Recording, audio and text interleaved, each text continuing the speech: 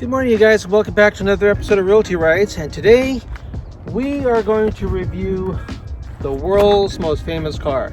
And I'm not joking, it really is one of the world's most famous cars. This happens to be our 1985 Mercedes-Benz 300D turbo diesel, and it is the slowest car in our fleet. So let me tell you a little bit about the 300D. It was built from 1975 till 1985. And this was one of the most popular cars that Mercedes-Benz ever developed. It's based on the 123 body style. It has a 5-cylinder diesel engine. And if you go anywhere in Europe or the Middle East or South America, you'll see these things run all over the place as taxi cabs, police cars, ambulances. And if you watch movies and TV shows, this is also an unofficial, probably, and I'm just guessing, an unofficial Hollywood prop car, because almost in every movie that I've seen, and I'm talking lots of films over the years, there's always a 300D embedded somewhere in the film. Unbelievably as it sounds, this is such a popular car. It's almost like a Volkswagen Bug in terms of its, iconic status.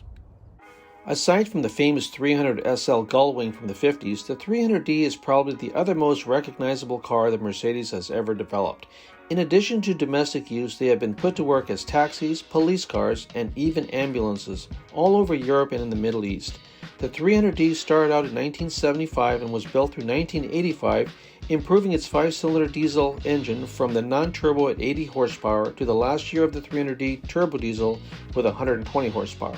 Still not a lot of power, but better performance.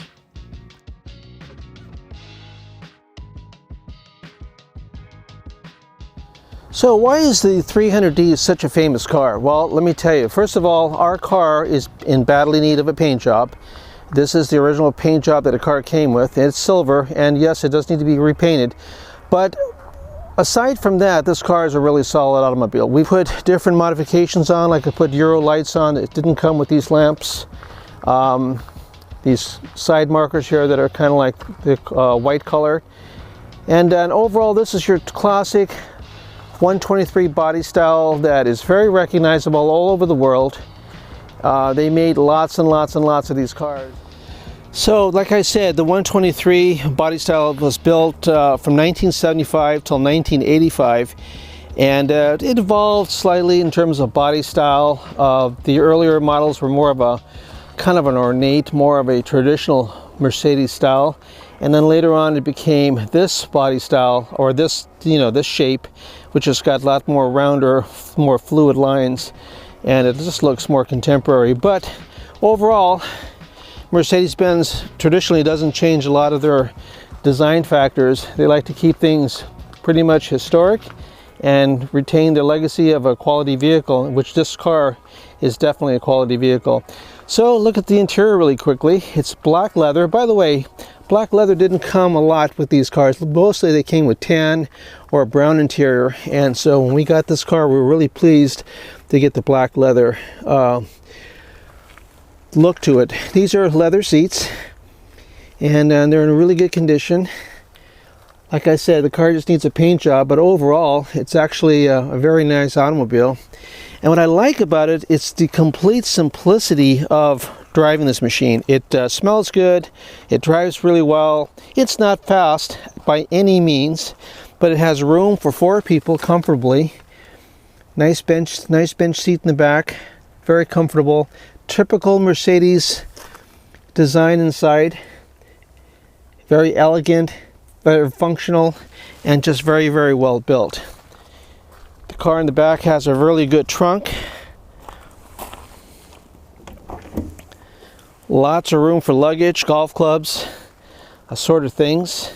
And yeah, it's just a really great car, over the years. And let me show you the engine. It's a 5-cylinder turbo diesel engine. And by the way, as we go into electric vehicles at some point, or go into alternative fuels, this little car can drive on biodiesel and French fry oil. So let me use 2 hands there for this thing, and a little latch. And there's a 5-cylinder inline turbo diesel engine. This right here is, of course, the turbocharger. And it has glow plugs instead of spark plugs that ignite the diesel fuel. So you have to, when you start this car, there's a little technique. You have to hold the ignition down for about 10 seconds to let the glow plugs actually gain some heat so they can ignite the diesel fuel. But that's primarily how it works. There, the glow plugs are right here. This is the fuel injection system of the diesel fuel. There's the fuel pump. It's a very simple motor. It's a little tractor motor. It runs like a Swiss Rolex watch. Actually, a little nickname for this car is Rolex because it reminds me of an old vintage watch, especially a Rolex watch. So yeah, it's a great car. You know, it's had a few problems over the years. These older cars do develop some sort of rust, and this car is no exception. It has, you know, some rust over the years that we have to fix, but small, little, tiny little bits of rust. Not a big factor. We replaced the rear windshield and the front windshield over the years, and like right here we have a little bit of surface rust which I have to fix. And yeah, other than that, it's a great car.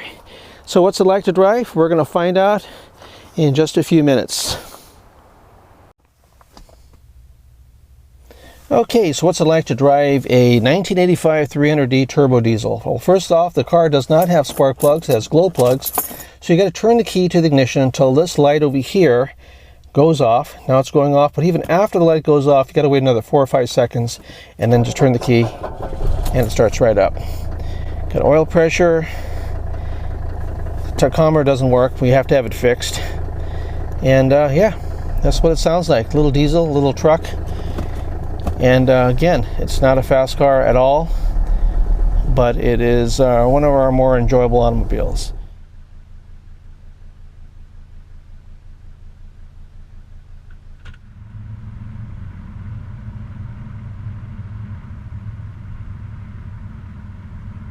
This car is not going to be like the Porsches we had last week where we drive really quickly and see how it handles.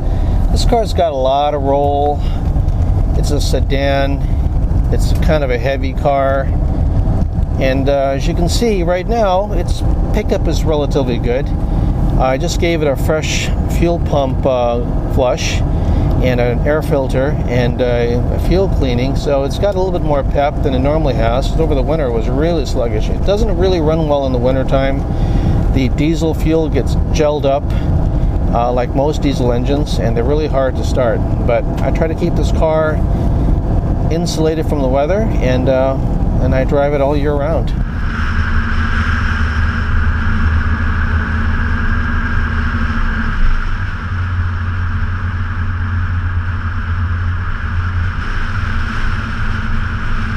We get a lot of rain here and snow in the wintertime, and it's really harsh on the paint jobs when cars are outside.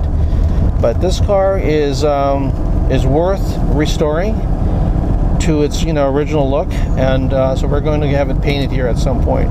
But right now it's got a lot of nice patina on it, very solid body, beautiful interior. The interior is not immaculate, but it's definitely in excellent condition.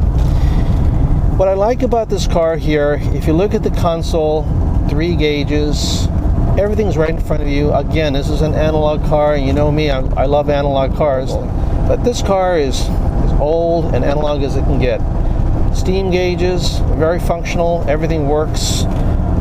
Brake lever, nice, everything's very deft, very strong, very solid. It's got a real wood dashboard, real wood grain. This is not vinyl or plastic. Yeah, it's just a great car to be around in. It's great for shopping, doing errands, going on picnics, date night. And like here, there's a little bit of a hill, so I'm going to do a little bit of a struggle getting up the hill, but yeah, it does okay.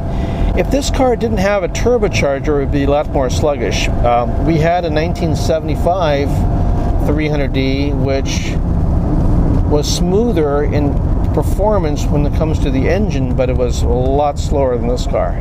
As taxi cabs, they are one of the most popular vehicles out there, and police cars for that matter. The German police and the Dutch police, they use Mercedes 300Ds just like this as police cars. Back in the day, not now of course, they have different cars now, but I mean back in the 80s they had these as ambulances, police cars, and lots and lots and lots of taxi cabs. So, but in any event, this is a really comfortable car. It's not a performance-oriented vehicle. It's just a pleasant car to drive. They've held up their value. Like I said, this car can run on biodiesel, which is still available in certain areas. It's a little expensive, and it can run on French fry oil. We had it changed a few years back, and you put oil, cooking oil in it, and it smells like French fries when you're driving it. So, there's alternative fuels. Soybean fuel can be used on this car as well.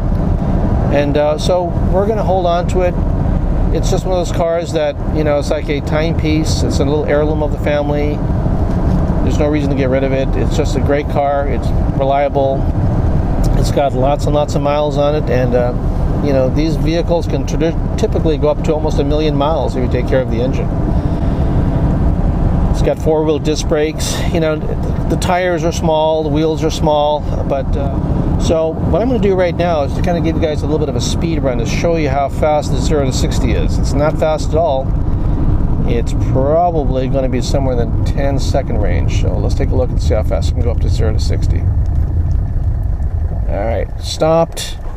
Here we go. 0, 1, 0, 2, 0, 3, 0, 4, 0, 5, 0, 6, 0, 7, 0, 8, 0, 9, 0, 10, 0, 11, 0, 12, 0... Okay, better slow down. Okay, 13 seconds to 60 miles per hour. So, like I said, it's not a fast car, but you know what? It's okay. We love it. Well, guys, I hope you guys enjoyed our little drive here in our 300D. So thanks again for watching. I'm still waiting for Boeing Legal to give me the okay for my airplane video that I'm doing. I'm hopefully going to get the green light for that, and I'll be showing that here if it comes up in the next week or so. And I'll be doing a couple of house profiles as well over the next few weeks, and then I have a special surprise for you guys. We're going to be doing a profile review of a really cool Porsche shop that just opened up here in downtown Seattle, and that is coming up over the next few weeks. So again, thanks for watching. Please subscribe if you can. Leave me a comment, tell me how I'm doing, and until the next time, until the next ride, thanks again for watching Realty Rides. See you guys later.